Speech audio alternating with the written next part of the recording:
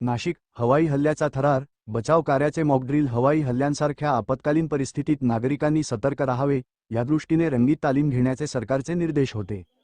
त्यानुसार नाशिक जिल्हा प्रशासनाने मॉकड्रिलची तयारी केली. बुधवारी दुपारी 4:30च्या सुमारास एअरफोर्सकडून संदेश आला आणि यंत्रणांनी केटीएचएमच्या बोट क्लब इमारतीकडे धाव घेतली. या ठिकाणी सायरन वाजला आणि नागरिकही सजग झाले. काही वेळातच रुग्णवाहिका दाखल झाल्या. अग्निशमन दल, पोलीस, एनसीसी, नागरी संरक्षण दल, होमगार्ड, जिल्हा आपत्ती व्यवस्थापनांतर्गत विविध संस्थांचे स्वयंसेवकही पोहोचले. अग्निशमनच्या जवानांनी इमारतीत अडकलेल्या जखमींना बाहेर काढले, उपचारासाठी हलवले. नागरिकांच्या सुरक्षेसाठी यंत्रणा कामाला लागली. आगीवर नियंत्रण मिळवण्यात आले.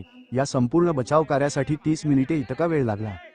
यातून विविध विभागांमधील समन्वयाचा, त्यात आवश्यक असलेल्या सुधारणांचा, तसेच आपत्कालीन प्रसंगाला जनता कशी तोंड देते याचा प्रशासनाला अंदाज आला.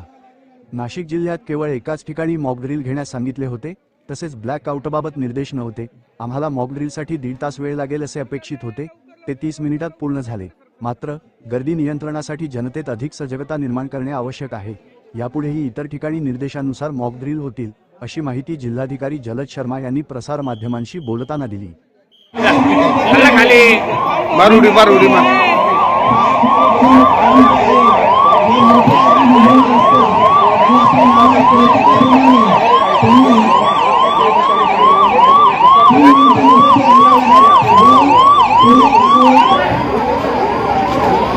सुद्धा करणार आहे.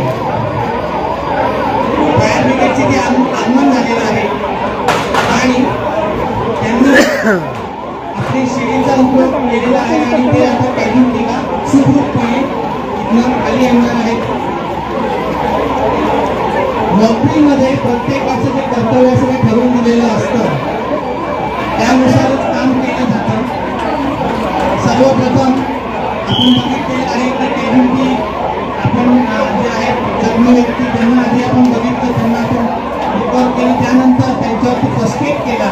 फर्स्ट एड करत असताना बरेचशा बँडेजेसचा उपयोग केला आणि त्यांना आपण प्रॉपर पद्धतीने उचलून दुर्घटना स्थळाकडे आपण घेऊन गेलो. अशाच पद्धतीने अजून आग विझल्यानंतर काही कॅज्युअल्टी इथे सापडलेले आहेत. त्यांचं देखील बचावाचं काम इथे सुरू आहे. हे बचाव करताना बरेचसे पथक इथे आलेले आहेत. प्रत्येक पथकाचा काही ना काही समावेश आहे. आता जिथे थोडीफार आग लागलेली होती तिथे देखील आग विझवण्याचं काम फायर ब्रिगेडच्या जवानांमार्फत सुरू आहे आणि हे काम करत असताना त्यांना जेव्हा कॅज्युअल्टी मिळालेली आहे तर फायरमन लिफ्ट या प्रचलित पद्धतीनुसार त्यांनी कॅज्युअल्टीला हळूहळू तिच्या मार्फत खाली आणले जात आहे. या पद्धतीने आपण डेमोवर कोणत्या पद्धतीने नियंत्रण करू शकतो दुर्घटना स्थळावरती ते आपण बघत आहोत.